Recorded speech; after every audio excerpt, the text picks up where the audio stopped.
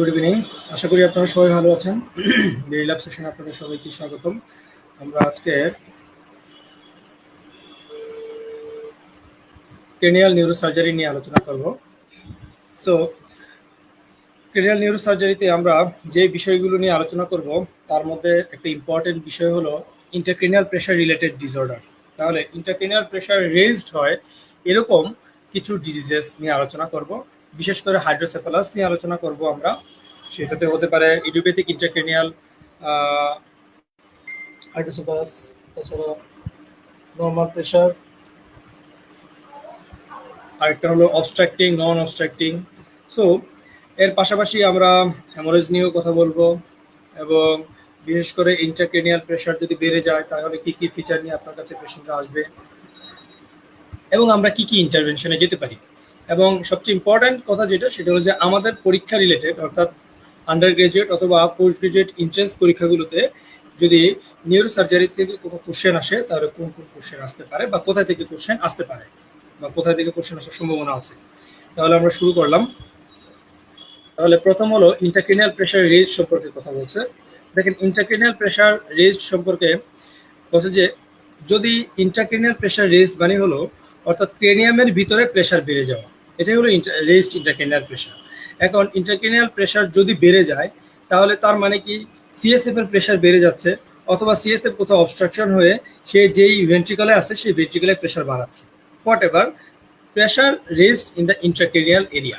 তাহলে কি কি কারণে হতে পারে বা কোন কোন ফিচার আপনি পেতে পারেন। তাহলে ফিচারের মধ্যে আমরা ইম্পর্টেন্টলি যেটা সবচেয়ে বেশি পাবো সেটা হলো হাই প্রেশার হেডেক। কি পাওয়া যাবে?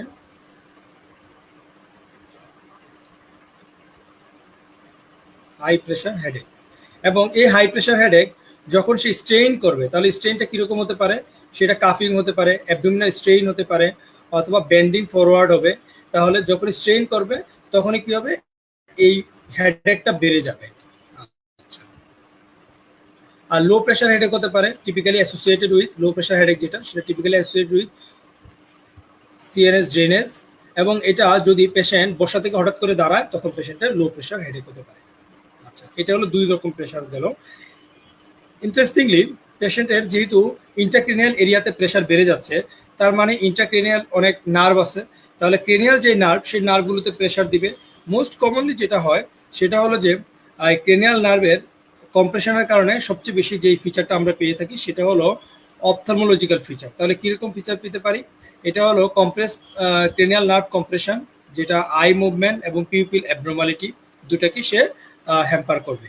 আমরা কিভাবে বুঝতে পারি আরেকটা জিনিস, সেটা হলো যে আমরা এই ধরনের পেশেন্টের ক্ষেত্রে ফান্ডোস্কোপিক এক্সামিনেশন করি। ফান্ডোস্কোপি যদি করি তাহলে আমরা পেপিলো ইডিমা পাবো। ওকে,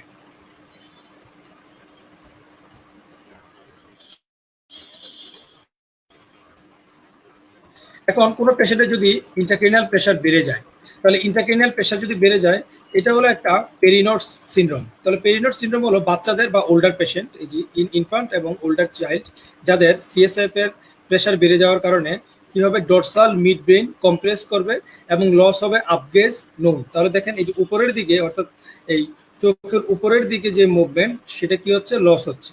তাহলে এটাকে বলা হয় পেরিনোড সিনড্রোম। আচ্ছা, যদি আইসিপি যদি বেড়ে যায় তাহলে আর্লি আর্জেন্ট ইভালুয়েশন এবং ম্যানেজমেন্ট ইজ ম্যান্ডেটরি। এখন আসেন হলো রেজড ইন্টারক্রেনিয়াল প্রেশারে আমরা সবচেয়ে কমনলি কোনটা করি। মনে রাখবেন যে ইনভেস্টিগেশন অফ চয়েস হলো সিটি স্ক্যান অফ ব্রেন। এছাড়া আমরা সিএসএফ ড্র করতে পারি এবং লাম্বার পাঞ্চার করে সেই ক্ষেত্রে আমরা সিএসএফ এর প্রেশার দেখতে পারি। তাহলে কি কি পাওয়া যেতে পারে? পেশেন্টের সবচেয়ে কমনলি হেডেক পাওয়া যাবে, তাছাড়া পেশেন্টের নৌশিয়া, বমিটিং, ডিপ্লোপিয়া এবং ব্লাড ভিশন এবং হোমা। আচ্ছা, এবার আসেন হলো হাইড্রোসেফালাস। হাইড্রোসেফালাস মানে কি? হাইড্রোসেফালাস প্রথম কথা হচ্ছে এটা সিএসএফ রিলেটেড। আচ্ছা, তাহলে সিএসএফ নর্মালি আমাদের ভলিউম কতটুকু থাকে?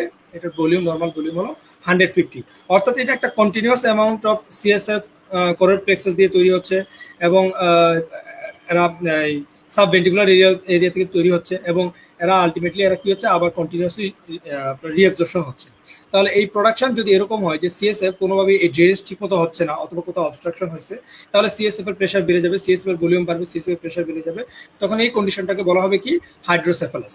হাইড্রোসেফালাস যদি হয় এটা কি করবে, সিএসএফ এর ভলিউম বাড়বে এবং এরা ভেন্ট্রিকল এনলার্জমেন্ট, এমনকি কিছু অফটেন সাম প্রেজেন্টিং সিমটম, যেটা আইসিপি রেজ যদি হয় তাহলে যেগুলো পাওয়া যায় সেটা পাওয়া যাবে। তাহলে কিভাবে হাইড্রোসেফালাস হতে পারে? হাইড্রোসেফালাসকে ব্রডলি 3টা ভাগে ভাগ করছে। একটা হলো অবস্ট্রাক্টিং, অর্থাৎ এই যে সিএসএফ এর যে পাথ হয়, অর্থাৎ ল্যাটারাল ভেন্ট্রিকল থেকে আসবে হলো আপনার থার্ড ভেন্ট্রিকল, তারপর ফোর্থ ভেন্ট্রিকল, ফোরাম অফ লুস্কা বা মেজেন্ডি দিয়ে আপনার সাব অ্যারাকনয়েড স্পেসে পরে ডিস্ট্রিবিউট হবে। এই যে পুরো আপনার একটা সিএসএফ ড্রেনেজের যে পাথওয়ে, সে পাথওয়ের কোনো একটা এরিয়াতে যদি এরকম হয়, লেশন হয়, যেখানে পাথওয়েটা অবস্ট্রাকশন হচ্ছে, তাহলে কিরকম হতে পারে? একটা ভেন্ট্রিকল এরিয়াতে কোনো লেশন, ভেন্ট্রিকল এরিয়াতে একটা লার্জ একটা টিউমার হলো, একটা হেমাটোমা হলো, টিবি হলো, তাহলে এরা কি করবে? এই যে নর্মালি যে ফ্লোটা হওয়ার কথা ছিল সেই ফ্লোটা হতে পারবে না। ভেন্ট্রিকল ওয়ালে যদি কোনো লেশন হয়, এবং লেশন যদি এরকম হয় যে ভেন্ট্রিকল থেকে দূরে কিন্তু তারা ভেন্ট্রিকলকে প্রেশার দিচ্ছে, তাহলে কি হতে পারে? হাইড্রোসেফালাস হতে পারে। ওকে, এখন আসলে কমিউনিকেটিং হাইড্রোসেফালাস। কমিউনিকেটিং হাইড্রোসেফালাস, এখানে প্রেশার বাড়বে, ফ্লুইডের ভলিউম বাড়বে, কিন্তু এরা একটা আরেকটার সাথে আপনার কোনো অবস্ট্রাকশন নাই, অর্থাৎ এদের পাথওয়েটা অবস্ট্রাক্টেড না। তাহলে এটা হ্যামোরেজের পরে হতে পারে, সিএসএফ ইনফেকশনের কারণে হতে পারে, বা রেস্ট সিএসএফ প্রোটিনের কারণে হতে পারে।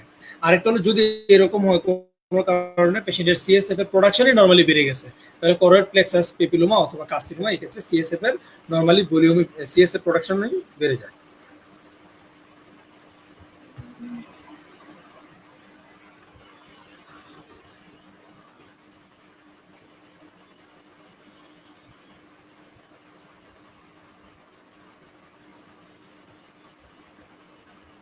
আচ্ছা, অল্প করে এগুলোতে বর্ণনা দেওয়া আছে।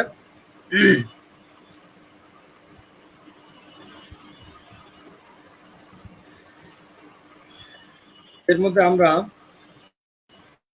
যেখানে সিএসএফ এর প্রেসার বাড়বে না, সিএসএফ এর প্রেসার বাড়বে না, তার নাম হলো, এটা শর্ট ফর্ম সবচেয়ে বেশি ব্যবহার হবে এইভাবেই, এনপিএইচ, নর্মাল প্রেসার হাইড্রোসেফালাস।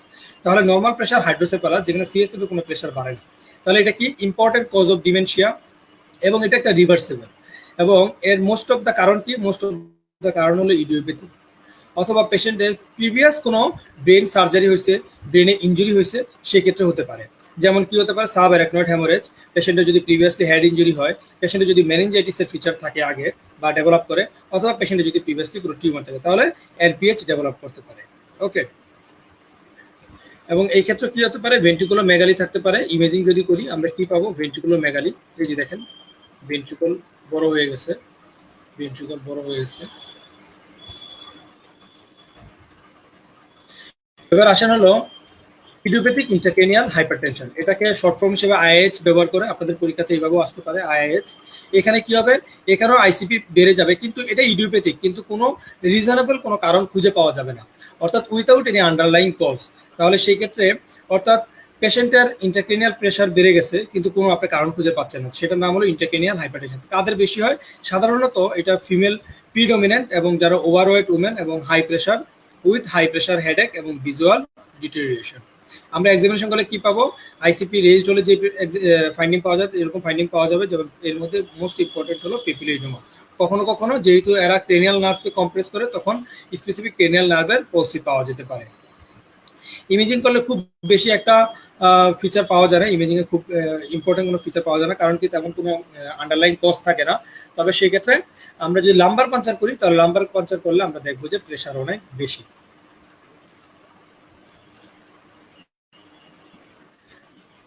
এর মধ্যে অবস্ট্রাকটিভ বা কমিউনিকেটিং হাইড্রোসেফালাস, এটা কি হতে পারে? নিউরোসার্জিক্যাল কোনো প্যাথোলজি যদি থাকে, সিটি বলছে হলো এটা হলো প্রথম ফার্স্ট লাইন অফ ইনভেস্টিগেশন। তারপর আমরা লাম্বার পাঞ্চার করতে পারি। নর্মাল প্রেশার বা এনপিএইচ যেটা, সেটা হলো রিভার্সেবল কজ, আমরা একটু আগে যেগুলো আলোচনা করলাম সেই একই জিনিস।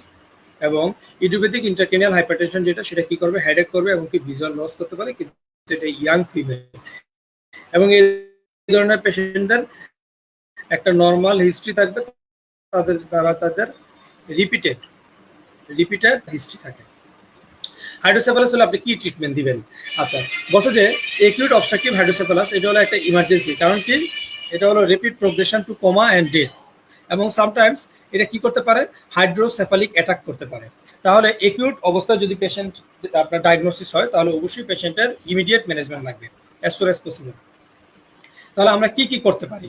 এর মধ্যে যেটা একটা কমন যে প্র্যাকটিস, সেটা হলো ইভিডি বা এক্সটার্নাল একটা ভেন্টিকুলার ড্রেন, অর্থাৎ ভেন্টিকুলার এরিয়াতে একটা ড্রেন দিবেন। আমরা যেমন অ্যাবডোমেনে ড্রেন দিয়ে রাখি না, অ্যাবডোমেনের ভিতরে একটা ড্রেন, এবং সেই ড্রেনটার বাইরে কোনো ফ্লুইড কালেকশন যদি হয়, পাস কালেকশন হয়, তাহলে যদি বাইরে চলে যায়, এরকমই একটা ভেন্টিকুলার ড্রেন দিতে হবে।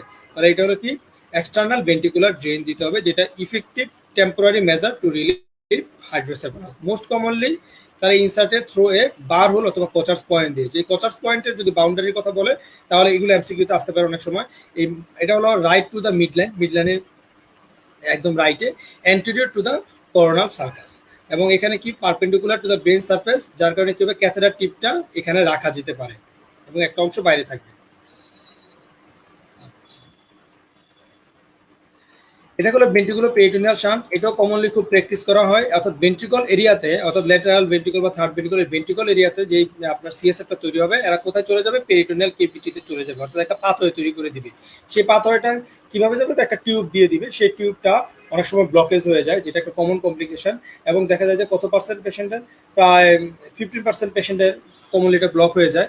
এই জন্য এবং এটা কোথায় দিয়ে দেওয়া হবে? এটা হলো এই জন্য প্রতি 3 ইয়ারলি এটা চেঞ্জ করা লাগতে পারে, এবং এটা দেখা যায় যে এই জন্য আপনার সাবকিউটেনিয়াসলি দেওয়া হয়, যাতে ইজিলি এটা চেঞ্জ করা যেতে পারে। শান্ট কমপ্লিকেশন, এটা হলো আপনার ভেন্ট্রিকুলার পেরিটোনিয়াল শান্ট। তাহলে শান্টের কি কমপ্লিকেশন হতে পারে? যে শান্ট বা কানেকশন দিলেন আপনি, একটা হলো ব্রেন এরিয়াতে এবং আরেকটা ওখান থেকে টেনে আপনার সাবকিউটেনিয়াসলি অ্যাবডোমেনের ভিতর পেরিটোনিয়াল কেভিটিতে দিয়ে দিলেন। পেরিটোনিয়াল কেভিটিতে তাহলে কেন এটা এই সিএসএফ কি কোনো ক্ষতি করবে না? সিএসএফ ক্ষতি করবে না, কারণ peritoneum itself act as absorptive area. So peritoneal cavity কি করবে? তখন এটা অ্যাবজর্পশন করে ফেলবে। তাহলে শান্ট হলো এটা ভালনারেবল টু ডিসকানেকশন, ইনফেকশন হতে পারে, ব্লকেজ হতে পারে, কত প্রায় 15 থেকে 20% পেশেন্টদের। এই জন্য 3 বছর পর পর বলে যে রিপ্লেসমেন্ট করে নিতে।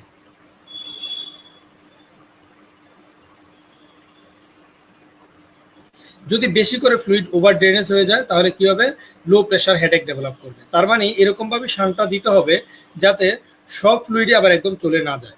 আচ্ছা, এবার আসেন হলো এন্ডোস্কোপিক থার্ড ভেন্ট্রিকুলোস্টোমি। এটা এখন করা হয়, এই প্রসিডিউরটি বিশেষভাবে করা হয় হলো কাদের ক্ষেত্রে? অবস্ট্রাকটিভ হাইড্রোসেফালাসের ক্ষেত্রে। আচ্ছা, একটু আলোচনা করলাম এটাই। এবার আসেন হলো মেনিনজাইটিস নিয়ে আলোচনা করব। মেনিনজাইটিস নিয়ে আমরা খুব বেশি আলোচনা করব না, কারণ হলো meningitis itself is not a, it's a medical condition, not a surgical condition. তো কিন্তু মেনিনজাইটিস আমাদের জানতে হবে, এই জন্য যে আমাদের টু ডিফারেন্সিয়েট দ্য ডায়াগনোসিস, এই জন্য মেনিনজাইটিস জানতে হবে। তাহলে মেনিনজাইটিস আমরা জানি যে পায়োজেনিক মেনিনজাইটিস হতে পারে। তাহলে একটা হলো পায়োজেনিক হতে পারে, ভাইরাল হতে পারে, টিউবারকুলার হতে পারে। ওকে, মোস্ট কমনলি হলো পায়োজেনিক, ভাইরাল, টিউবারকুলার, এই 3টা টাইপসের মেনিনজাইটিস পাওয়া যায়। ওকে, ফাঙ্গাস দিয়েও মেনিনজাইটিস হতে পারে।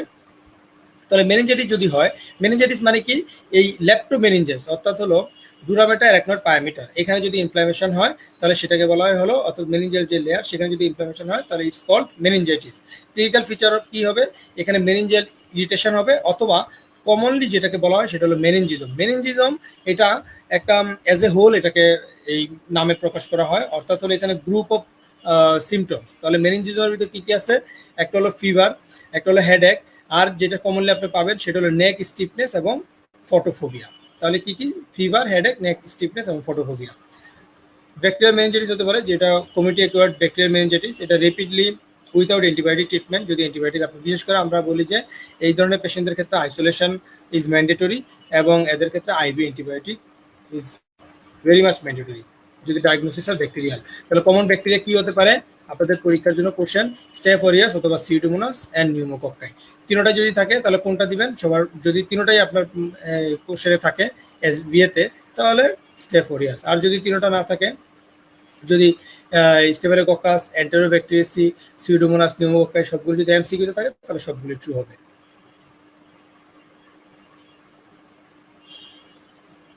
তাহলে কাদের মেনিনজাইটিস হতে পারে? যাদের স্কাল ফ্র্যাকচার থাকে, প্রায় 25% পেশেন্টদের, অথবা সিএসএফ লিকেজের হিস্ট্রি থাকে, তাদের প্রায় 25% পেশেন্টদেরই মেনিনজাইটিস হতে পারে। তাহলে সিটি আমরা করব কি? কেন মেনিনজাইটিস থেকে অন্য ডিজিজগুলোকে এক্সক্লুশন করার জন্য আমাদের সিটি লাগবে। আমাদের যেটা যদি বলে যে এটার গোল্ড স্ট্যান্ডার্ড করে ইনভেস্টিগেশন, তাহলে সিএসএফ স্টাডি। হ্যাঁ, সরি, সিএসএফ স্টাডি। মেনিনজাইটিস নিয়ে আর বেশি আলোচনা নাই। চলে আসেন ব্রেন অ্যাবসেস বা এম্পাইমা। তাহলে ব্রেন অ্যাবসেস বা এম্পাইমা মনে রাখবেন, brain abscess, brain tumour, whatever, অর্থাৎ যেগুলো আপনার space occupying lesion. Space occupying সমস্ত লেশনের ফিচার প্রায় কাছাকাছি। কেন? শুধুমাত্র ডিফারেন্সিয়েট হবে কোথায়? ডিফারেন্সিয়েট হবে যদি অ্যাবসেস হয়, তাহলে এটা একটা অ্যাবসেস হলে জ্বর আসবে পেশেন্টের, ফেব্রাইল একটা স্টেট থাকবে।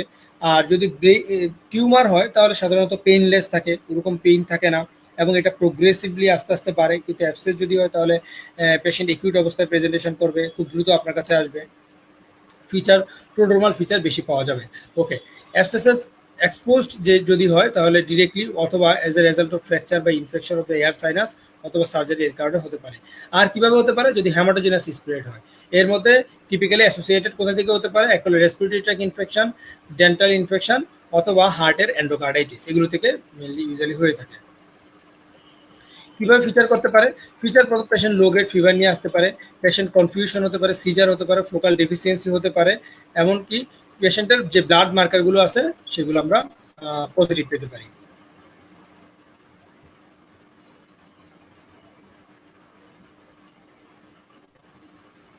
এটা হলো একটা এক্সিয়াল সিটি।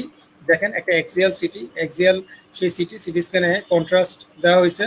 আর হলো একটা রিং ইনহ্যান্সিং একটা লেশন পাওয়া যাচ্ছে, রিং ইনহ্যান্সিং লেশন। যেটা কি এভিডেন্স? এটা এভিডেন্স হলো যে এখানে একটা অ্যাবসেস হয়েছে। তাহলে ট্রিটমেন্ট কি? ট্রিটমেন্ট হলো আর্লি সার্জিক্যাল ড্রেনেজ। তাহলে মর্টালিটি এই ক্ষেত্রে প্রায় 4%। আর প্রায় 80% ক্ষেত্রে কি হতে পারে? ভাস্কুলাইটিস ডেভেলপ করতে পারে। আচ্ছা, কমন পজিটিভ অর্গানিজম, তাহলে একটা হলো সাইনাস বা মাস্টার্ড ইনফেকশন থেকে এগুলো এই অর্গানিজম দিয়ে হবে। হ্যামাটোজেনাস স্প্রেড দিয়ে ব্যাকটেরিয়া এবং স্টেপ্টোকক্কাই, এটা মনে রাখবেন। আর পেনিট্রেটিং ট্রমা দিয়ে স্টেপোরিয়াস, ক্লস্ট্রিডিয়াম, ব্যাসিলাস, এন্টেরোব্যাকটেরিয়াসি। একটা সামারি বক্স দেওয়া আছে যেটা আপনাদের জন্য মেইনলি ইম্পর্টেন্ট। তাহলে আমরা কি পাবো? আমরা এখানে ইন্ট্রাক্রেনিয়াল মাস লেশন হবে, অর্থাৎ স্পেস অকুপাইং লেশন হবে। আর এখানে আমরা যদি ইমেজিং করি একটা রিং ইনহ্যান্সিং লেশন পাওয়া যাবে। পরীক্ষায় যদি কোনো কোশ্চেন থাকে তাহলে রিং ইনহ্যান্সিং লেশন পাওয়া যেতে পারে। এইভাবে আপনাকে ফিচারটা এইভাবেই দিবে। আচ্ছা, আর্লি ডায়াগনোসিস যদি করা যেতে পারে তাহলে আর্লি ডায়াগনোসিস করলে ইমিডিয়েটলি ড্রেনেজ করতে হবে। সাবডুরাল এম্পাইমা, সাবডুরাল হেমাটোমাতে যেরকম সাবডুরাল এম্পাইমা তো একই রকম। অর্থাৎ আমরা জানি ইপিডুরাল হেমোরেজ যদি হয় তাহলে একটা বাইকনভেক্স একটা আপনার ফিচার পাবেন, লেশন পাবেন। সাবডুরাল যদি হয় তাহলে একটা স্প্রেডিং একটা লেশন পাওয়া যাবে। আর যদি সাব অ্যারাকনয়েড হয় তাহলে অ্যারাকনয়েড এরিয়াতে আপনার কি পাওয়া যাবে? হ্যামোরেজের ফিচার পাওয়া যাবে, যেগুলো অ্যারাকনয়েড যে স্পেসগুলো। ওকে, এবং ডিফিউজ। আচ্ছা, সাবডুরাল যদি হয় তাহলে ডুরামেটারের নিচে এম্পাইমা ডেভেলপ করছে। তাহলে ডুরামেটারের নিচে যদি এম্পাইমা ডেভেলপ করে তাহলে এটা ইজিলি স্প্রেড করবে। তাহলে দেখেন এই যে ডুরামেটারের নিচে ডেভেলপ করছে, এটা ইজিলি স্প্রেড করছে, এই যে এখানে আলাদা হয়ে গেছে, তাই না? আচ্ছা,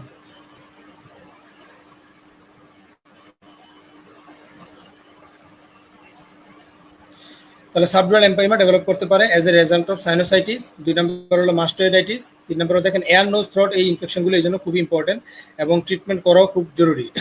আর মেনিনজাইটিস এবং ক্যান কমপ্লিকেট করতে পারে ট্রমা অথবা সার্জারি।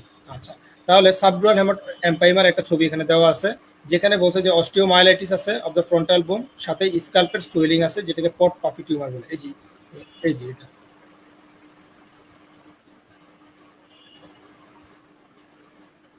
ফিচার কিরকম হবে? ফিচার হলো মেনিনজাইটিসের মতো ফিচার। আর এখানে সেরেব্রাল অ্যাবসেস ডেভেলপ করতে পারে, এম্পাইমা থেকে অ্যাবসেস, এবং সরি সেরেব্রাল অ্যাবসেসের ফিচার পাওয়া যেতে পারে এবং মেনিনজাইটিসের ফিচার পাওয়া যেতে পারে। ওকে, তাহলে এরকম কিরকম পাবো? একটা ক্রিসেন্টিক কালেকশন পাওয়া যাবে। কিরকম কালেকশন পাওয়া যাবে? একটা crescentic collection. In the contrast enhancing ring is evident of on CT. আসেন, টিবি যদি হয় তাহলে টিউবারকুলার ইনফেকশন যদি হয়, টিউবারকুলার যদি অ্যাবসেস ডেভেলপ করে তাহলে একই রকম, সেটা যদি সাবডুরাল এরিয়াতে হয় তাহলে একই রকম ফিচারই পাওয়া যাবে। এবং কিভাবে আমরা বুঝবো? টিবির যে আদার সিমটমগুলো আছে, অর্থাৎ পেশেন্টের লো গ্রেড ফিভার, পেশেন্টের নাইট সোয়েট, এগুলো যদি থাকে, পেশেন্টের ওয়েট লস, তাহলে আমাদের টিবি মাথায় রাখতে হবে। তাহলে কি কি হতে পারে? যেমন ধরেন টিবি মেনিনজাইটিস হতে পারে, টিউবারকুলোমা হতে পারে, টিউবারকুলাস অ্যাবসেস ডেভেলপ করতে পারে, আর কি মিলিয়ারি টিউবারকুলোসিস হতে পারে। চারটা। আচ্ছা, এবার আসেন হলো ভাস্কুলার নিউরোসার্জারি। এর মধ্যে আমাদের জন্য জানতে হবে sub arachnoid haemorrhage. Sub arachnoid haemorrhage পেশেন্টের ফিচার শুনলে আপনি ডায়াগনোসিস করে ফেলতে পারবেন। থান্ডার ক্ল্যাপ হেডেক বলা হয়, অর্থাৎ এত অসহনীয় মাথা ব্যথা যেটা কোনোভাবেই পেশেন্ট আপনার কাছে কোনো বিশেষণ দিয়ে এক্সপ্লেন করতে পারবে না, অর্থাৎ এত অসম্ভব মাথা ব্যথা আপনাকে এসে বলবে। তাহলে this is call thunder ক্লেপ headache হবে। এবং অ্যাপ্রক্সিমেটলি কি বলছে যে এটা রাপচার্ড ভেরি অ্যানিউরিজম যেগুলো হয়, এই অ্যানিউরিজমটা কোথায় হয় এই জন্য আপনার জানতে হবে সার্কেল অফ উইলিস। তাহলে এটা হলো সার্কেল অফ উইলিস, এটা ব্রেনের যে সার্কেল অফ উইলিস ডেভেলপ করে, ইউনোদের যে ভার্টিব্রাল দুই পাশে ভার্টিব্রাল আর্টারি মিলে ভেজিলার আর্টারি তৈরি করে। এই ভেজিলার আর্টারি এখান দিয়ে আসবে হলো কে পোস্টিও সেরেব্রাল আর্টারি, এবং পোস্টিও সেরেব্রাল আর্টারি আর এটা হলো মিডল সেরেব্রাল আর্টারি, এই দুই জায়গায় মিলে কি তৈরি হয় পোস্টিও কমিউনিকেটিং আর্টারি। তাহলে দুইটা, তাহলে কি কি, একটা হলো প্রথম হলো যে পোস্টিও সেরেব্রাল আর্টারি এবং মিডল সেরেব্রাল আর্টারি দুইটাকে জয়েন করে কে পোস্টিও কমিউনিকেটিং আর্টারি এটা। দুই নাম্বার হলো যে আপনার কোথায় হতে পারে এই যে মিডল সেরেব্রাল আর্টারি আর এটা হলো অ্যান্টেরিয়র সেরেব্রাল আর্টারি, এই দুইটা একত্রে কমিউনিকেশন, এই দুই অ্যান্টেরিয়র এবং দুই অ্যান্টেরিয়র সেরেব্রাল যেটা আর্টারি এর মাঝখানে যে কমিউনিকেশন যে আর্টারি তার নাম হলো অ্যান্টেরিয়র কমিউনিকেটিং আর্টারি। তাহলে এই অ্যান্টেরিয়র কমিউনিকেটিং আর্টারি এখানে প্রায় কত পার্সেন্ট হতে পারে, এখানে অ্যান্টেরিয়র কমিউনিকেটিং আর্টারি এখানে হতে পারে প্রায় 36%, এবং অন্যদিকে বলছে মিডল সেরেব্রাল আর্টারি এবং অ্যান্টেরিয়র সেরেব্রাল আর্টারি যে জয়েনিং সেখানে হতে পারে কত প্রায় 38%, আর 5% হতে পারে কোথায় ভেজিলার আর্টারিতে, 21% হতে পারে কোথায় মিডল সেরেব্রাল আর্টারিতে। ওকে, এখানে পার্সেন্টেজ সহ দেওয়া আছে। তাহলে সাবআরাকনয়েড হেমোরেজ, সাবআরাকনয়েড হেমোরেজ কোথা থেকে হতে পারে, এগুলো কিন্তু ভেরি অ্যানিউরিজম, এখানে ভেরি অ্যানিউরিজম বেশি হয়। তাহলে mainly rupture of the very aneurysm, এটা হলো কমন কজেস প্রায় 80% কেসেস, অথবা এবিএম আর্টেরিওভেনাস ম্যালফরমেশন। সবচেয়ে বেশি এই রাপচার কোথায় হবে, সার্কেল অফ উইলিসে হবে, অথবা কি বলছে যেটা at branch the point in the arterial association with turbulent blood, এখানে পয়েন্টিং দেওয়া আছে কোথায় সবচেয়ে বেশি সাবআরাকনয়েড হেমোরেজ হয়ে থাকে।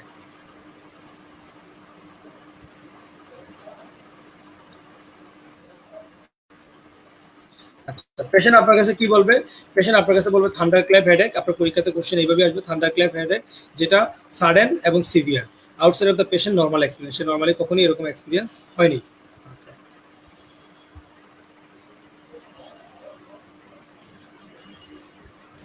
তাহলে অ্যাসোসিয়েটেড কি কি হতে পারে পেশেন্টের, সিজারের সময় হতে পারে আনরেসপন্সিভনেস এবং ভমিটিং,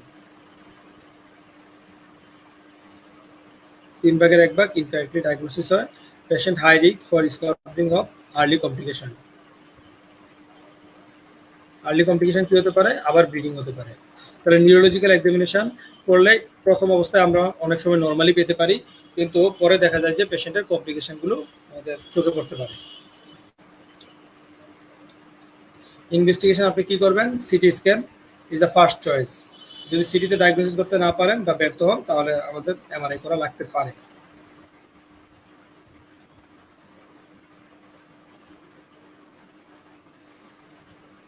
আর কি করতে পারি, তাহলে সিটি অথবা এমআরআই বা ম্যাগনেটিক রিজোনেন্স এনজিওগ্রাফি, বা the gold standard remain the digital subtraction angiography বা ডিএসএ, এটা কিন্তু হয়। তাহলে এটা ট্রিটমেন্ট কি, যে এরিয়াতে ব্লিডিং হচ্ছে সেটাকে বন্ধ করতে হবে। তাহলে ওই এরিয়াতে আমরা কি করতে পারি, ক্লিপিং করতে পারি, ওই এরিয়াটাতে কয়েলিং করে দিতে পারি। তাহলে এটা হলো মেইন স্টেপ অফ ট্রিটমেন্ট, তাহলে ক্লিপিং বা কয়েলিং। তার মানে ট্রিটমেন্টটা হলো সার্জিক্যাল। আর মেডিকেল ম্যানেজমেন্টের ভিতর হলো নিমোডিপিন, এটা আপনারা অনেকেই জানেন যে মেডিকেল ম্যানেজমেন্ট হলো নিমোডিপিন, ডোজ আছে, আপনাদের এত কিছু জানা লাগবে না বা পরীক্ষা তো আসে না, শুধু নিমোডিপিন। এবং এটা কি করে, এটা রিডিউস করে কি ইনসিডেন্স অফ ভ্যাসোস্পাজম, ভেসেলটা যাতে স্পাজম না করে, এবং ডিলে ইস্কিমিক নিউরোলজিক্যাল ডেফিসিট। আর তার পাশাপাশি কি দিতে পারি, আমরা পেশেন্টকে বেড রেস্ট করতে বলবো, ইনটেক আউট মনিটরিং করবো, অ্যানালজেসিক দিব, ল্যাক্সিটিভ দিব, এবং কি দিব পেশেন্টের গ্যাস্ট্রিক প্রোটেকশন। তাহলে প্রিভেন্ট করতে হবে কি ডিসিশন করে যাতে আবার রিব্লিডিং না হয়, এটা খুব মাথায় রাখতে হবে। এবং যদি কোনো নিউরোলজিক্যাল কমপ্লিকেশন অ্যারাইজ করে তাহলে সেটা ম্যানেজ করতে হবে। এবং সিস্টেমে কোনো কমপ্লিকেশন যদি হয়, লাইক বিশেষ করে ইলেকট্রোলাইট ইমব্যালেন্স হয়, অর্থাৎ সিভিয়ার হাইপোনেট্রিমিয়া ডেভেলপ করে বা হাইপারক্যালিমিয়া ডেভেলপ করে, সিভিয়ার হাইপারটেনশন হতে পারে, কার্ডিয়াক ইনফ্রাকশন হতে পারে, এরিথমিয়া বা নিউরোলজিক্যাল পালমোনারি এডিমা, তাহলে পরীক্ষা এটা হলো একটা এর থেকে কমপ্লিকেশন, এই কমপ্লিকেশন হয়, অথবা কি প্রিভেন্ট করতে হবে, তাহলে এই কমপ্লিকেশনগুলো প্রিভেন্ট করতে হবে।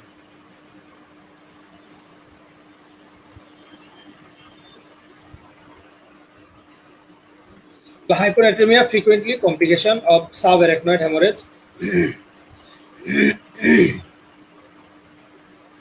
কারণ কি, আমরা জানি অ্যালডোস্টেরন কি করে, অ্যালডোস্টেরন রিলিজ করার জন্য অ্যাডেনোকর্টিকোট্রফিক হরমোন রিলিজ হবে ব্রেন থেকে। সো অ্যাডেনোকর্টিকোট্রফিক হরমোন রিলিজ করার জন্য পিটুইটারি গ্ল্যান্ড যেহেতু কম্প্রেস হয়, পিটুইটারি গ্ল্যান্ড থেকে এসিটিএস রিলিজ হতে পারে না। এসিটিএস যদি রিলিজ না হয় অ্যালডোস্টেরন রিলিজ হবে না। অ্যালডোস্টেরন রিলিজ যদি না হয় তাহলে আপনার সোডিয়ামকে ধরে রাখতে পারবে না। তাহলে এই জন্য যেহেতু সোডিয়াম তাহলে কিডনিতে বের হয়ে যাবে, তাহলে সোডিয়াম যদি কিডনিতে বের হয়ে যায় তাহলে হাইপোনাট্রিমিয়া ডেভেলপ করে। ওকে,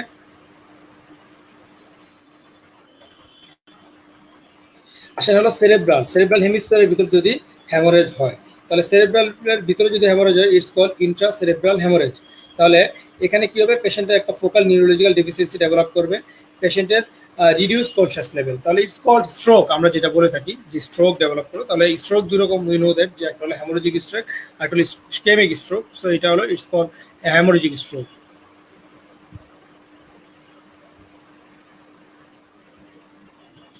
শুধু বক্সটা দেখবো, এখানে হলো এর প্রায় 10 থেকে 15% স্ট্রোক এটা হতে পারে, 15%ই বলে, আর 85% ক্ষেত্রে ইসকেমিক স্ট্রোক হয়। আর প্রেজেন্টেশন হলো হেডেক, ফোকাল ডেফিসিয়েন্সি এবং ICP raised, high blood pressure maybe chronic. So এখানে কি হতে পারে, বিপি বাড়তে পারে। যত ব্লাড প্রেশার যদি বেশি হয় তাহলে ব্লিডিং টেন্ডেন্সি আরও বাড়ে। So most of the time দেখা যায় যে পেশেন্টের আনকন্ট্রোল হাইপার টেনশন থাকে। অ্যান্টিকোয়াগুলেন্ট যদি সে আগে থেকে খায় তাহলে অ্যান্টিকোয়াগুলেন্ট বন্ধ করে দিতে হবে। ক্লট যদি খুব বেশি হয় এবং সারফেসের কাছাকাছি হয় এবং এটা ইভাকুয়েশন করার মতো সিচুয়েশন হয় তাহলে অবশ্যই বারহোল করে ক্লট ইভাকুয়েশন করতে হবে।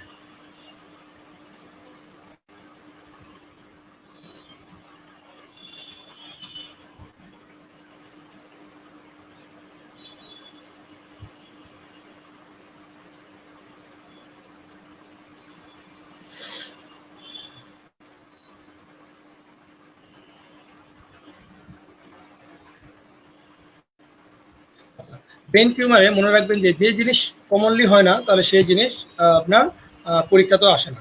তাহলে আপনার মনে রাখবেন যে ব্রেন টিউমার যতটা কমন তার থেকে বেশি কমন হলো কি সেকেন্ডারি মেটাস্টেসিস। তাহলে ব্রেনে আপনার যত মেটাস্টেসিস হয় অথবা ব্রেনে যত টিউমার হয় তার ম্যাক্সিমাম হলো কি, তার ম্যাক্সিমামই হলো সেকেন্ডারি মেটাস্টেসিস। তাহলে primary tumour is very small amount. তাহলে ব্রেন টিউমার সম্পর্কে এখানে আলোচনা আছে, দেখেন। এটা হলো ব্রেন টিউমারের ক্লাসিফিকেশন। মেটাস্টেসিস বা লিম্ফোমা, পিটুইটারি টিউমার হতে পারে, মেনিনজিওমা হতে পারে, ভেস্টিবুলার সোয়ানোমা হতে পারে, গ্লিওমা হতে পারে। গ্লিওমা আবার কি কি হতে পারে, গ্লিওমা হলো অলিগোডেন্ড্রোগ্লিওমা, অ্যাস্ট্রোসাইটোমা, এগুলো হলো সাপোর্টিং সেল। আচ্ছা, আর হলো অ্যাপেন্ডাইমোমা বা choroid plexus tumour. Pineal গ্ল্যান্ডের tumour হতে পারে, মেডুলোব্লাস্টোমা হতে পারে। যদি ব্রেন টিউমার বলে তাহলে আপনি প্রথম হলো যে মোস্ট কমনলি হলো সেকেন্ডারি মেটাস্টেসিস, তাছাড়া প্রাইমারি টিউমার হতে পারে। তার প্রাইমারি টিউমার কি কি, পিটুইটারি গ্ল্যান্ডের টিউমার হতে পারে, জার্ম সেল মেনিনজিওমা এবং এক্সট্রা এক্সিয়াল মেনিনজিওমা এবং ভেস্টিবুলার সোয়ানোমা। তারপর কি হতে পারে, নিউরো এপিথেলিয়াল টিউমার কি কি, pineal tumour, glioma, neural tumours এবং মেডুলোব্লাস্টোমা। গ্লিওমা তিন ধরনের হতে পারে, অলিগোডেন্ড্রো গ্লিওমা, অ্যাস্ট্রোসাইটোমা, অ্যাপেন্ডাইমোমা। আচ্ছা, টিউমার লাইক মেলফরমেশন কি কি হতে পারে, craniopharyngioma but not tumour, craniopharyngioma, then colloid cyst এবং কি ডার্ময়েড ইপিডার্ময়েড সিস্ট।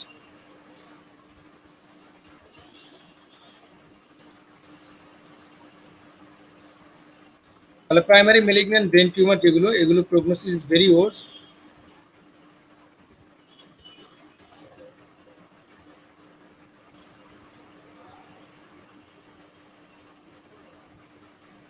তাহলে ক্রোমোজোমাল অ্যাবনর্মালিটি, এটা আসলে আপনাদের দেখানো উচিত ছিল। ক্রোমোজোমাল অ্যাবনর্মালিটি ইজ ব্রেন টিউমারে কমন।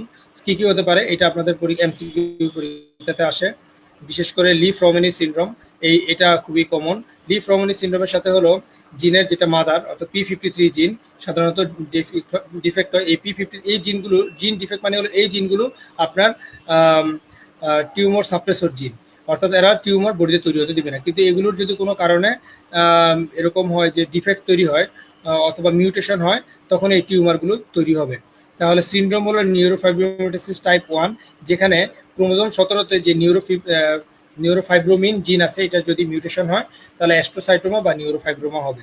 নিউরোফাইব্রোমেটোসিস টাইপ 2তে পাওয়া যাবে কোন ধরনের নিউরোফাইব্রোমেটোসিস টাইপ 2, এখানে কি টিউমার পাওয়া যেতে পারে, এখানে একুয়াস্টিক নিউরোমা, বাইলেটারাল এবং মেনিনজিওমা পাওয়া যাবে।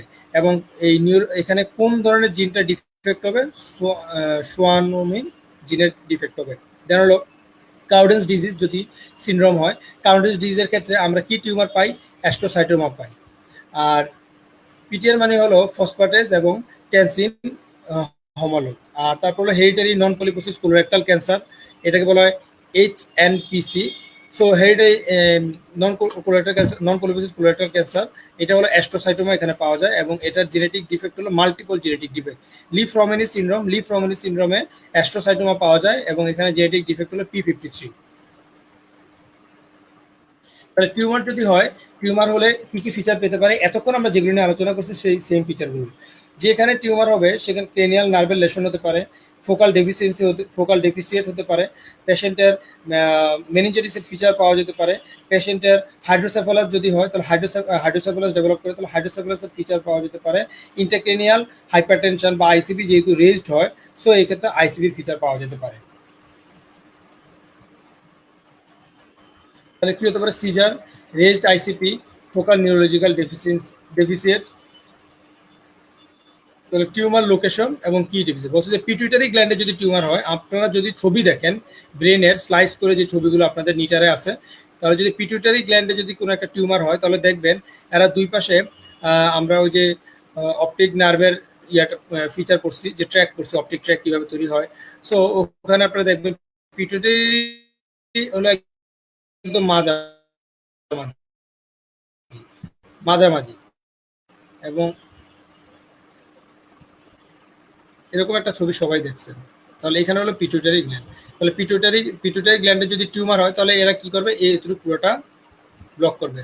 তাহলে এর নেজাল ফাইবার লস হবে, সরি এর টেম্পোরাল ফাইবার রাইট আই, যদি এটা রাইট আই ধরি, এটা যদি লেফট আই ধরি, তাহলে এই মাঝখানেটা যেহেতু অর্থাৎ ভিতরের যেহেতু ফাইবারটা লস হবে, এই ফাইবারটাতে কম্প্রেশন হবে। তাহলে এটা হলো কি? এটা হলো টেম্পোরাল ভিউ। তাহলে বাইটেম্পোরাল, দুই পাশে হেমিয়ানোপিয়া, বাইটেম্পোরাল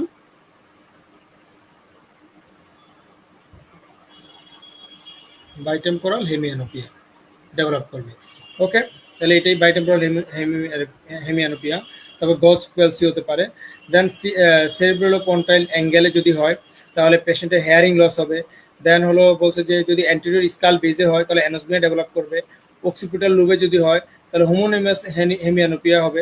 অক্সিপিটাল লোবে এখানে হলো অপটিক্যাল রেডিয়েশন, এবং যদি অক্সিপিটাল লোবে হয় তাহলে হোমোনিমাস হেমিয়ানোপিয়া হবে। যেই পাশে লেশন হবে ওই পাশে পুরো আই চলে যাবে। তাহলে প্যারাইটাল বা ডোমিনেন্ট হেমিস্ফিয়ারে যদি হয় তাহলে ক্যালকুলি, এটা হলো অ্যাগ্রাফিয়া, এবং লেফট টু রাইট ডিসওরিয়েন্টেশন হবে। প্যারাইটাল লোব হতে পারে, টেম্পোরাল লোব হতে পারে, গ্লিওমা। টেম্পোরাল লোবে যদি গ্লিওমা হয় তাহলে মেমোরি ডিস্টারবেন্স হবে। ফ্রন্টাল লোবে যদি গ্লিওমা হয় তাহলে ফ্রন্টাল লোবের ফাংশন কি? ফ্রন্টাল লোবের ফাংশন হলো পার্সোনালিটি বা বিহেভিয়ার, তাহলে পার্সোনালিটি চেঞ্জ হবে। ব্রেন স্টেমের গ্লিওমা যদি হয় তাহলে মাল্টিপল ক্রিনিয়াল লাইফ ডেফিসিয়েট হবে, এবং পোস্টেরিয়র ফোসাতে যদি হয় বা মেডুলোব্লাস্টোমা হয় তাহলে অ্যাটাক্সিক বা হাইড্রোসেফালাস ডেভেলপ করতে পারে।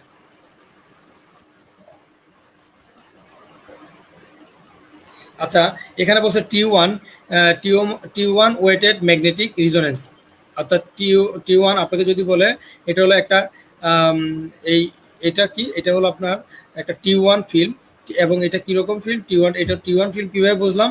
মনে রাখবেন যে আপনারা সবসময় মনে রাখবেন টি ওয়ান এমআরআইতে, যেটুকু আপনার মনে রাখতে হবে, এমআরআইতে টি ওয়ানের ওয়াটার কালার কিরকম হবে? ব্ল্যাক। আচ্ছা, এমআরআই এর টি2-তে ওয়াটারের কালার কিরকম হবে? হোয়াইট। ওকে, তাহলে দেখেন এইগুলো হলো সাব অ্যারাকনয়েড স্পেস, তাই না? সাব অ্যারাকনয়েড স্পেস, এখানে ছিল ভেন্ট্রিকল, এগুলো হলো সাব অ্যারাকনয়েড স্পেস। তাহলে সাব অ্যারাকনয়েড স্পেস, তাহলে এখানে কি আসছে? এখানে সিএসএফ আছে, কিন্তু এটা ব্ল্যাক হয়ে গেছে। তাহলে এটা বুঝতে হবে যেহেতু ব্ল্যাক, তার মানে এটা কি? এটা টি1। ওকে, very easy.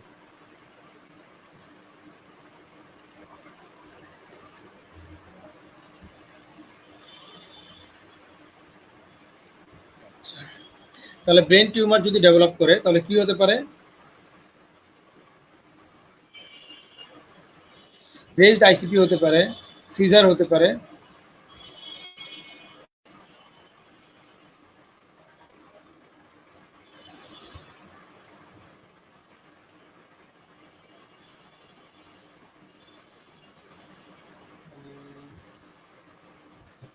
Most of the brain tumor presents with one or more feature related to the following triad. একটা অথবা এর অধিক, তাহলে raised ICP, seizure, focal deficit. আচ্ছা, কমন ব্রেন টিউমার এর মধ্যে হলো সবচেয়ে বেশি কমন, সেটা হলো আমি আগেই বলছি, মোস্ট কমনলি হলো কি সেরেব্রাল মেটাস্টেসিস। তাহলে সেরেব্রাল মেটাস্টেসিস হলো অফ দ্য ইন্ট্রাক্রেনিয়াল টিউমার, এটা হলো সবচেয়ে কমন এবং প্রায় 25 যত পেশেন্ট ডায়াগনোস হয় তার 25% পেশেন্টের হলো সেকেন্ডারি মেটাস্টেসিস হিসেবে পাওয়া যায়।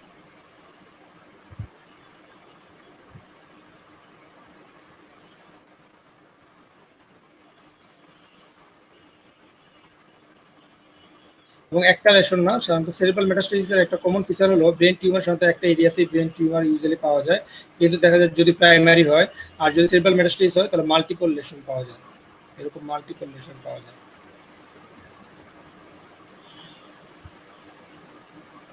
ব্রেনের কোথায় কোথায় মেটাস্টেসিস হতে পারে আপনাদের পরীক্ষার জন্য কোশ্চেন, সবচেয়ে বেশি কোন অর্গান, সেটা হলো লাং থেকে, প্রায় 40% হতে পারে। তাহলে ব্রেনে মেটাস্টেসিস হয় কোন অর্গান থেকে, সবচেয়ে বেশি লাংস থেকে। সেকেন্ড কমন কজ হলো ব্রেস্টের কার্সিনোমা, তারপর হলো মেলানোমা, দেন রেনাল বা genito urinary.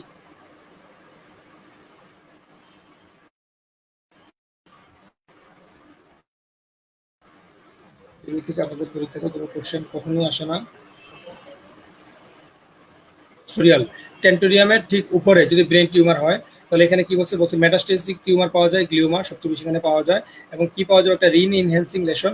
Ring enhancing lesion মানে সেখানে অ্যাবসেস হতে পারে, সেটা টিউমার হতে পারে।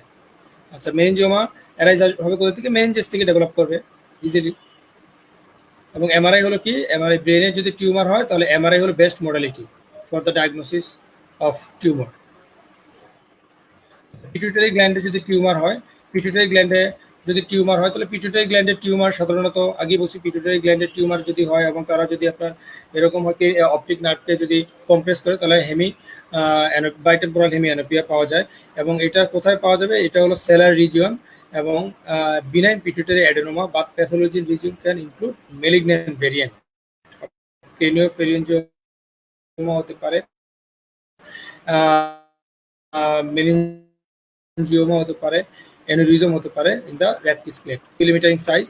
এবং যদি মাইক্রোঅ্যাডেনোমা হয়, এবং ম্যাক্রোঅ্যাডেনোমা যদি বলবো কখন, যদি মোর দেন 10 মিনিট। এগুলো সবগুলো কি বিনাইন কন্ডিশন। এর মধ্যে প্রায় বলা হয় যে 30% যে অ্যাডেনোমাগুলো হয়, আমরা জানি পিটুইটারি গ্ল্যান্ডের অ্যান্টিও পিটুইটারি, পোস্টিও পিটুইটারি, যেহেতু পিটুইটারি গ্ল্যান্ডের টিউমার হইতেছে, সো পিটুইটারি গ্ল্যান্ডের নিজস্ব টিউমার মানে হলো পিটুইটারি গ্ল্যান্ডের যে সেলগুলো আছে এগুলো থেকে different type of hormone release হয়, adrenocorticotropic hormone, luteinizing hormone, growth hormone, follicular stimulating hormone. তাহলে এডিএইচ, এখন এই যে পিটুইটারি গ্ল্যান্ড থেকে যেই হরমোনগুলো তৈরি হয়, তাহলে স্পেসিফিক ওই দেখা গেল যে একটা স্পেসিফিক একটা হরমোন রিলেটেড কোনো একটা সেলের অ্যাডেনোমা হয়েছে। এর মধ্যে যেমন ধরেন একটা হলো প্রোল্যাক্টিনোমা।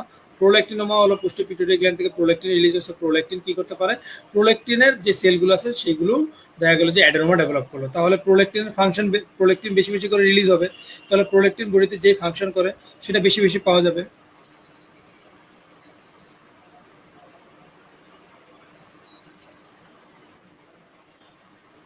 এগুলো আপনাদের সোয়ানামা, এগুলো থেকে আপনাদের পরীক্ষাতে ইন্টারেস্ট, পরীক্ষাতে কোনো কোশ্চেন আসে না, এমনকি আপনাদের যারা আন্ডার গ্রাজুয়েট তাদের জন্য এখান থেকে কোশ্চেন আসে না। আচ্ছা, এবার আসলে হলো বাচ্চাদের কি কি ব্রেন টিউমার হয়। বাচ্চাদের সবচেয়ে বেশি পাওয়া যায় পোস্টেরিয়র ফোসা টিউমার। এবং এটা কি কি মনে রাখবেন, এই তিনটা জিনিস, একটা হলো মেডুলোব্লাস্টোমা, অ্যাপেন্ডাইমোমা এবং কি পাইলোসাইটিক অ্যাস্ট্রোসাইটোমা, পরীক্ষার জন্য খুবই খুবই ইম্পর্টেন্ট। তাহলে মেডুলোব্লাস্টোমা, অ্যাপেন্ডাইমোমা এবং পাইলোসাইটিক অ্যাস্ট্রোসাইটোমা। এবার নিউরাল টিউব ডিফেক্ট।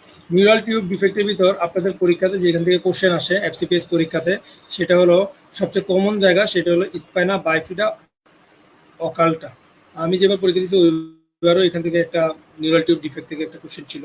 সো এখান থেকে আপনাদের পরীক্ষাতে অনেক সময় এফসিপিএস পরীক্ষা বা রেসিডেন্সি পরীক্ষাতে কোশ্চেন আসতে পারে, বিশেষ করে এফসিপিএস পরীক্ষাতে এসবিএতে কোশ্চেন আসে, এগুলো থেকে একটা ফিচার দিয়ে। তাহলে স্পাইনা বা একটা ফিচার দেখে আপনার ডায়াগনোসিস করে ফেলবেন, আর ডানেভাবে তাকাবেন না। হ্যাঁ, তাহলে কি এখানে দেখেন স্পাইনা বাইফিডা অকাল্টা, স্পাইনা নিউরাল টিউবের যদি ডিফেক্ট হয়, তাহলে নিউরাল টিউব থেকে কি কি জিনিস ডেভেলপ করে আশা করি এটা এখন বলতে হবে না আপনাদেরকে। তাহলে নিউরাল টিউবের যে ডেভেলপমেন্ট, নিউরাল টিউবের ডেভেলপমেন্টাল কোনো যদি ডিফেক্ট হয় তার মধ্যে একটা হলো কি স্পেনা বাইফিডা অকালটা। এবং মজার বিষয় হলো যে আমরা এটা প্রিনেটালি ডায়াগনোসিস করতে পারি। প্রিনেটাল ডায়াগনোসিস করবে কিভাবে, যদি আলফা ফেটোপ্রোটিন লেভেল বেড়ে যায়, তাহলে alpha fetoprotein prenatal screening using alpha fetoprotein level. তাহলে আপনার পরীক্ষাতে কোশ্চেন আসবে যে প্রিনেটালি ডায়াগনোসিস করা হয়েছে আলফা ফেটোপ্রোটিন লেভেল, এইভাবে কোশ্চেন দিতে পারে। এবং আল্ট্রাসাউন্ড করা হয় অনেক সময়, অ্যামনিওসিনথেসিস করে আমরা ডায়াগনোসিস করতে পারি। আচ্ছা, তাহলে স্পেনা বাইফিডা অকালটা এটা one of the neural tube, one of the common neural tube defect. এই স্পেনা বাইফিডা অকালটা কিভাবে চিনতে পারবো, দেখি তো এখানে ছবি দেওয়া আছে কিনা। ছবি বইটা তো মেবি ছিল, ছবি দেখাতে গেলে আপনার জন্য ভালো হইতো।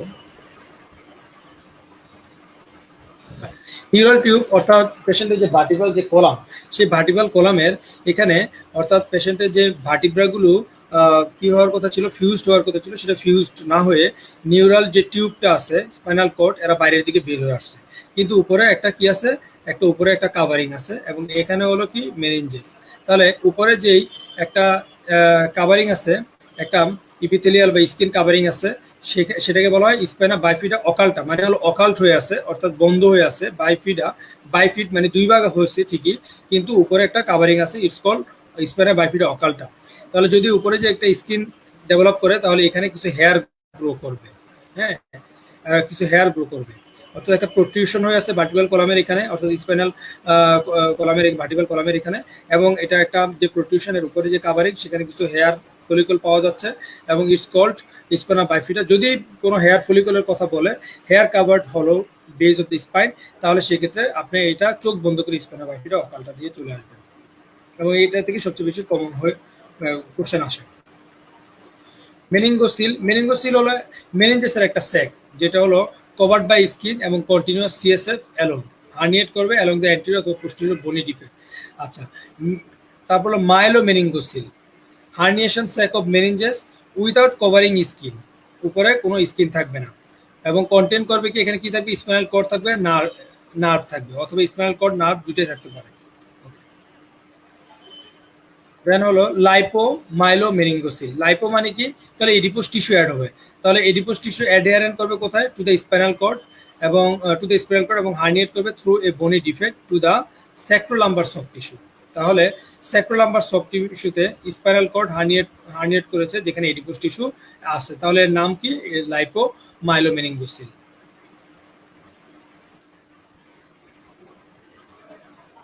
থিওরি 1 থিওরি 2 ম্যালফরমেশন, এটা আপনাদের জন্য ইম্পর্টেন্ট না, এটা সাধারণত একটু অ্যাডভান্স।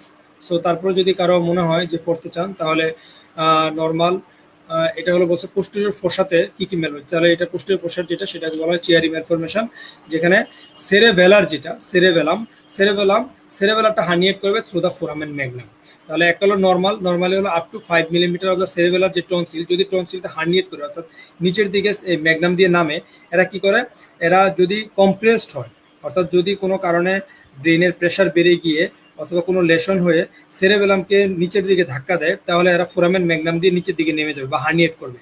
তাহলে হার্নিয়েট করার সময় এদের যে টনসিলার এরিয়াটা এরা কম্প্রেসড হতে পারে, যদি কম্প্রেস হয় তখন ফিচার পাওয়া যাবে। তাহলে বলছে যে যদি এখানে বলছে যে টনসিলার যে ডিসেন্ট এটা যদি 5 মিলিমিটারের বেশি হয় তাহলে চিয়ারি 1 ম্যালফরমেশন, আর চিয়ারি 2 যদি ডিসেন্ট হয় পুরো টনসিল এবং বার্মিস সাথে কি মাইলো মেনিঙ্গোসিল এবং হাইড্রোসেফালাস থাকে, তাহলে চিয়ারি 2। তাহলে পরীক্ষায় যদি কোশ্চেন এসেও থাকে তাহলে কি বলবে, যে পেশেন্টের এমআরআই করে দেখা গেছে যে টনসিল, সেরেবেলাম টনসিল এবং বার্মিস আপনার ডিসেন্ট হয়ে গেছে, পাশাপাশি পেশেন্টের অ্যাসোসিয়েটলি একটা মাইলো মেনিঙ্গোসিল আছে। তো পরীক্ষাতে কোশ্চেন একটা মাইলো মেনিঙ্গোসিল আপনার কাছে আসছে, আপনি এমআরআই ব্রেন করছিলেন, এমআরআই ব্রেন করে দেখছেন যে টনসিল এবং বার্মিসও ডিসেন্ট করে গেছে, তাহলে এটা হোয়াট টাইপ অফ ডিজিজ, তাহলে এটা পোস্টেরিয়র ফোসা ম্যালফরমেশন এবং ইটস কল্ড চিয়ারি 2 ম্যালফরমেশন। আর ড্যান্ডি ওয়াকার ম্যালফরমেশন, এটা হলো কোথায় পাওয়া যাবে, বাচ্চাদের, এবং সাথে কি পাওয়া যাবে, ম্যাক্রোকেফালি, ডেভেলপমেন্টাল ডিলে এবং হাইড্রোসেফালাস, মোস্টলি অ্যাসোসিয়েটেড উইথ হলো কি abnormality in the central nervous system.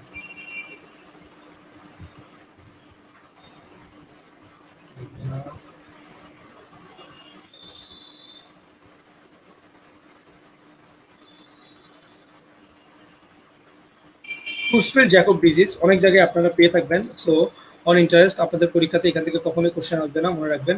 Creutzfeldt Jakob disease শুধু অন ইন্টারেস্ট আপনারা জেনে রাখতে পারেন।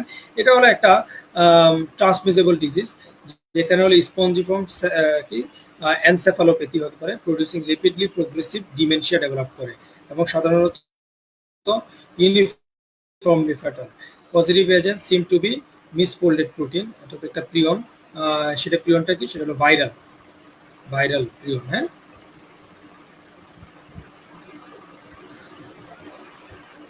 ফ্যামিলি হিস্ট্রি থাকতে পারে। তারপর হলো this include family history, receipt of pituitary derive human growth hormone, receipt of cadaveric dura mater graft অথবা প্রিভিয়াস ব্রেন বা স্পাইনাল সার্জারি তাদের পাওয়া যেত। ক্রেনিওটমি, এখন আপনি যদি নিউরোসার্জারির ওয়ার্ডে যান তাহলে শয়ে পেশেন্ট পাবেন যাদের ক্রেনিওটমি করা হয়েছে। তাহলে বলছে যে ক্রেনিওটমি যদি হয় তাহলে কি কি রিস্ক হতে পারে। Actually infection, wound breakdown, intracerebral haemorrhage, seizure, CSF leakage, permanent neurological deficiency এবং ডেথ। আচ্ছা, ব্রেন স্টিম ডেথ থেকে আপনাদের পরীক্ষাতে এসবিএ এমসিকিউ দুইটা জায়গা থেকে কোশ্চেন আসে, মনে রাখবেন। এটা আপনার মুখস্থ করে ফেলবেন। ব্রেন স্টিম ডেথ ডায়াগনস্টিক কি কি ফিচার দেখে আমরা বলি যে ব্রেন স্টিম ডেথ। তাহলে ব্রেন স্টিম ডেথে হলো ব্রেন স্টিম ডেথ, এখানে বলছে যে the ental testing twice by two clinician to demonstrate the absence of কি একটা হলো রেসপন্স টু পেইন, দেন হলো রেসপিরেটরি ড্রাইভ। তাহলে সাধারণত এমসিকিউ এটা থেকে হয়। সো কি দেখে আপনি বুঝবেন যে বা কোন কোন ফিচার ব্রেন স্টিম ডেথ। তাহলে রেসপিরেটরি ড্রাইভ অ্যাপনিয়া ডেভেলপ করবে যদিও PCO2 মোর দেন 6.7 কিলোপাস্কাল। পিপলের লাইট রিফ্লেক্স অ্যাবসেন্ট হবে, corneal reflex absent, vestibular ocular reflex absent, oculocephalic reflex absent এবং গ্যাগ রিফ্লেক্স অ্যাবসেন্ট। এবং এই সবগুলো জিনিস কোথায় দেখা হয়? আইসিইউতে। সবগুলো পেশেন্টের ব্রেন স্টিম ডেথ ডায়াগনোসিস করার আগে অথবা ডিক্লেয়ার করার আগে এই সবগুলো জিনিস এক্সক্লুড করা হয়।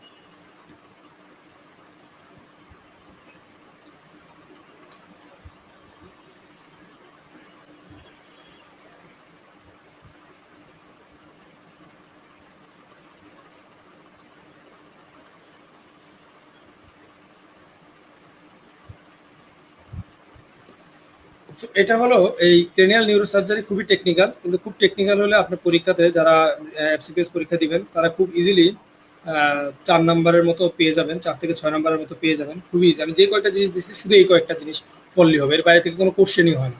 আর যারা আন্ডার গ্রাজুয়েট তাদের হলো এখান থেকে শর্ট নোট আসে, আপনাদের পরীক্ষাতে এমসিকিউ আসতে পারে, কিন্তু এগুলোর বাইরে এখানে থেকে আর কোনো কোশ্চেনই আসে না। সো এগুলো এত মানে হাবিজাবি পড়ে আপনার সময় নষ্ট করার কোনো দরকারই নেই।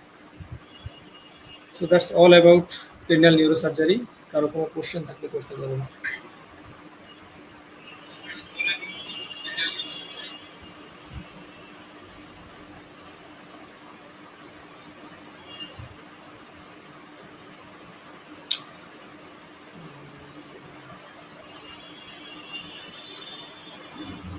ওকে, no question at all. So as usual, okay, সবাই ভালো থাকবেন। তাহলে আমি আজকে সেশন এখানেই শেষ করছি। প্রত্যেকের জন্য শুভকামনা রইল। Good night.